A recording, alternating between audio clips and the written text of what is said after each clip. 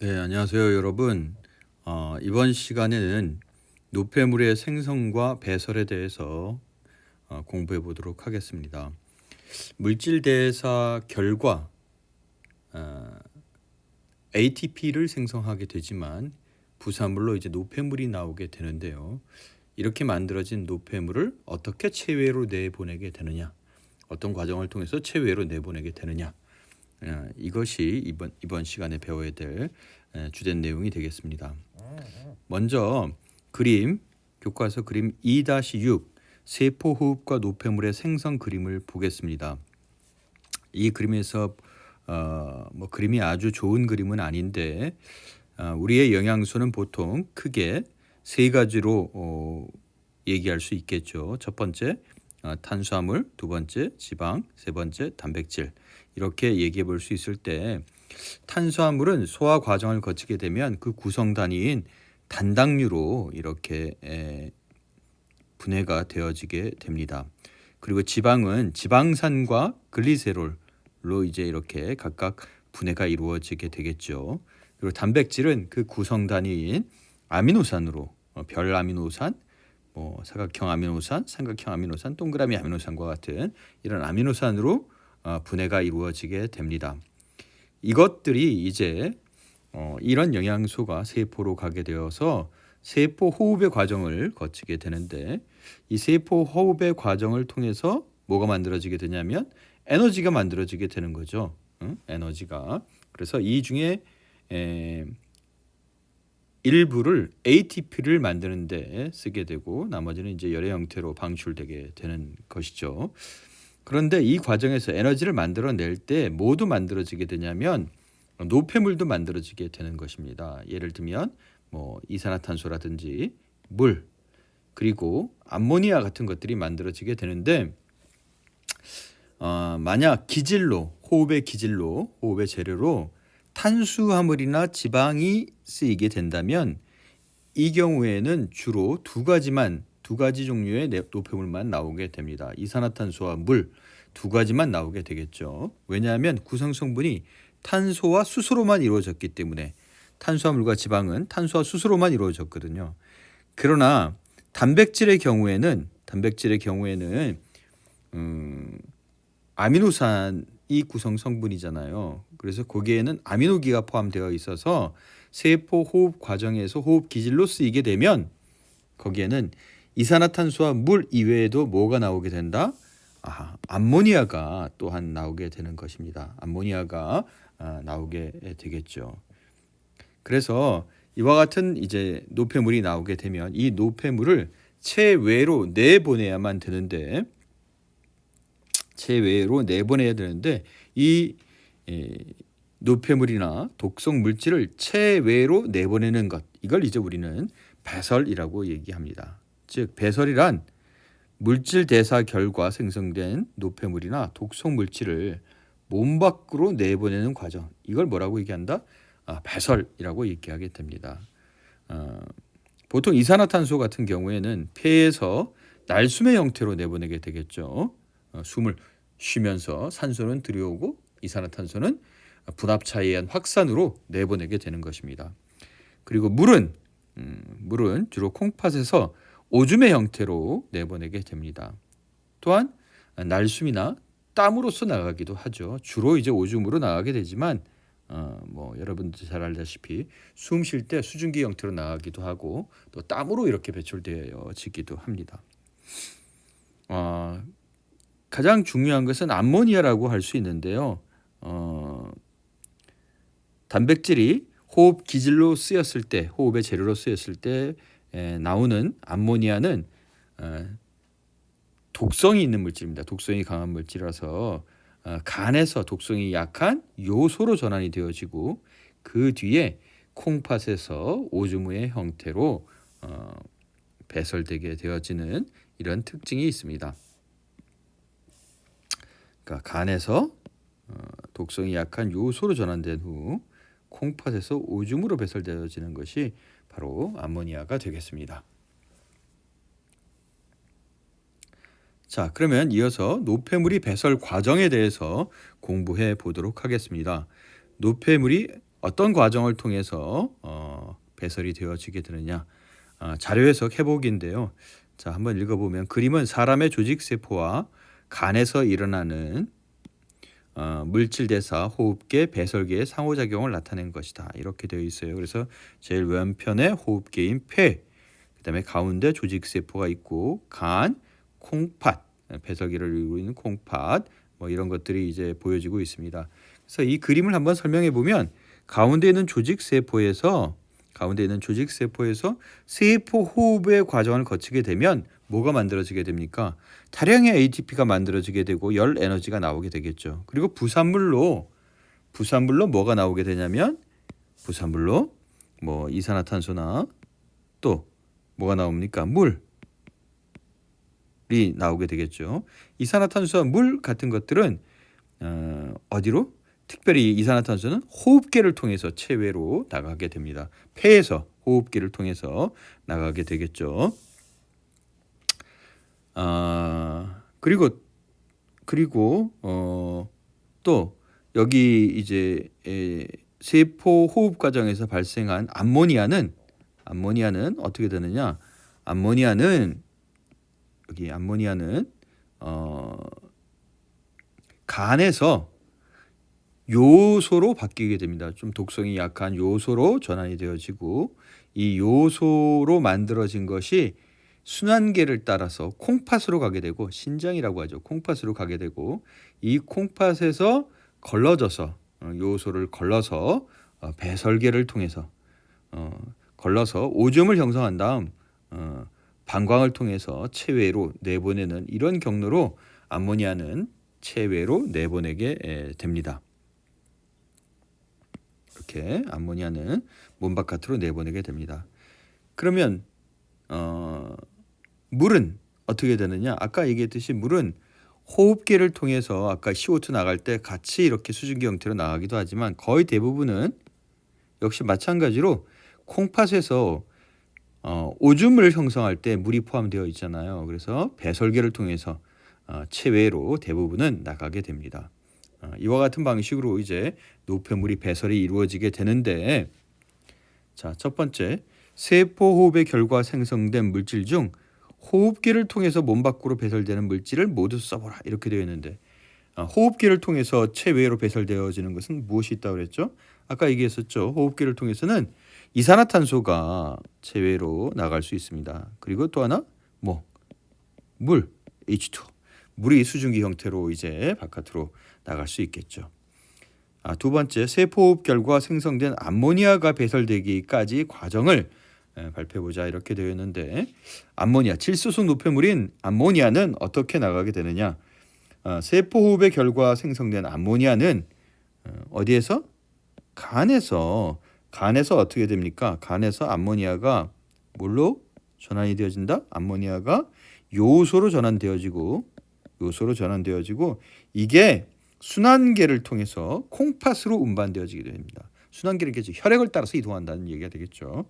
그래서 콩팥으로 운반되어지고 콩팥에서 혈액 속에 있는 요소는 물과 함께 걸러져서 오줌의 성분이 되고, 이와 같이 이제 오줌을 만든 이후에 방광을 거쳐서 몸 바깥으로 이제 나가게 된다고 얘기할 수 있겠습니다.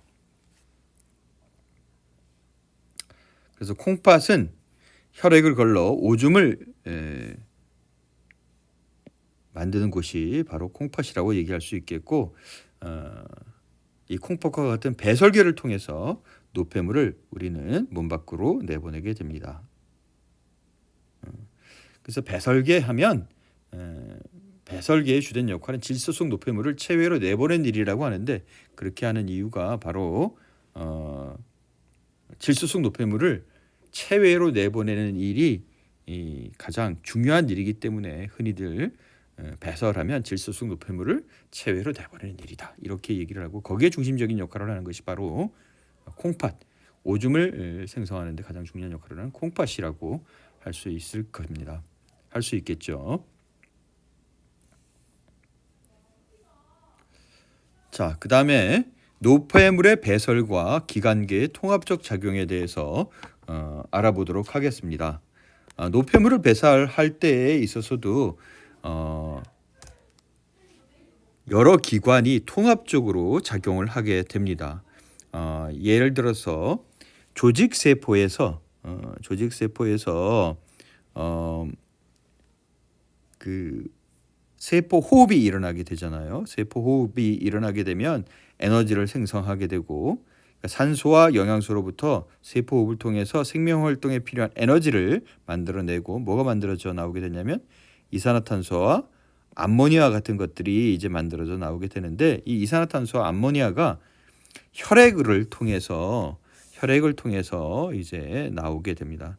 조직세포에서 혈액으로 이제 들어오게 되고, 이게 혈액을 따라서 이동하게 되는 거죠. 그래서 이산화탄소 같은 경우에는 혈액을 따라서 쭉 이와 같이 이동을 해서 어디로 가게 되느냐? 폐로 가게 되는 거죠. 폐로 가게 돼서, 호흡기인 폐로 가게 돼서 폐에서 CO2를 외부로 내보내게 됩니다. 물론 폐에서 CO2를 내보내고 산소는 어떻게 되는 거죠? 받아들이게 되는 거죠. 그러면 이제 이 산소는 다시 어떻게 혈액을 따라서, 즉 순환계를 따라서 쭉 이동해 와서 다시 조직으로 와서 아까 얘기했던 대로 이 산소가 영양소를 산화시키는 데, 분해하는 데 이제 쓰이게 되는 것입니다. 그리고 아까 또 하나 얘기했던 거, 이산화탄소 위에 암모니아도 나오게 된다고 했었죠. 암모니아. 이 암모니아는 어떻게 되느냐? 암모니아도 모세혈관으로 들어온 이후에 쭉 혈액을 따라서 이동하게 됩니다. 그래서 심장으로 왔다가 다시 심장의 펌프질에 의해서 어디로 가게 되느냐? 심장의 펌프질에 의해서 간으로 가게 되는 거죠. 간으로 가서 간에서 뭘로 전환이 되어진다? 암모니아는 독성이 약한 요소로 전환이 되어지고, 요소는 다시 여기서 만들어진 요소는 다시 순환계를 따라서, 순환계를 통해서 어떻게 된다? 순환계를 따라서 어디로? 다시 심장으로 이렇게 갔다가 다시 어디로 가게 됩니까?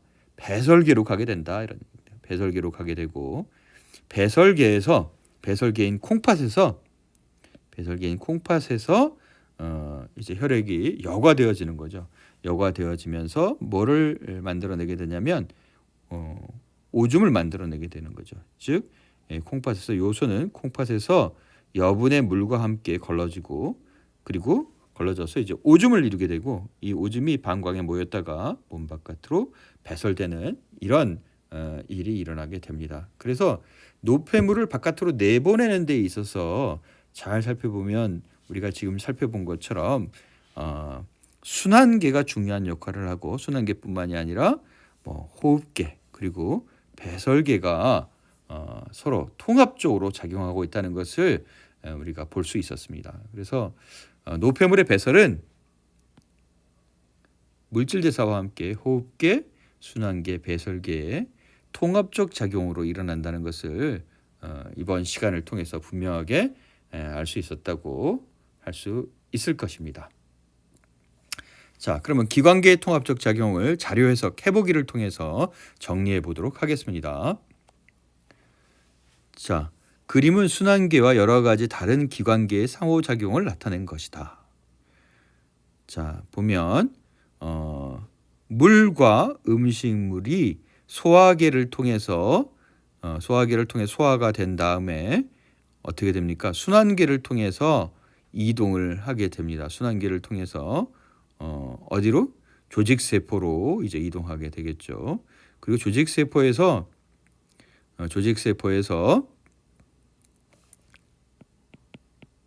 조직이 있다면 조직세포에서 이제 세포호흡을 통해서 에너지를 만들어내고 이산화탄소와 물, 암모니아 같은 것들이 나오게 될 텐데, 그러면 여기에서 만들어진 것들이 다시 순환계를 통해서 CO2는 호흡기로 이동해 여기서 이제 체외로 배출되게 되겠죠. 물론 이 분합차에 의한 확산으로 가스 교환이 일어날 때 이산화탄소는 나가지만 산소는 호흡계를 통해서 들어와서 다시 순환계를 통해서 조직세포로 전달이 되어진다고 할 수 있습니다. 그리고 조직세포에서 만들어진 부산물로, 배설물로, 그러니까 노폐물로 나온 암모니아는 간에서 이게 이제 순환계를 따라서 간으로 이동하고 간에서 암모니아가 요소로 바뀌게 되잖아요. 그죠?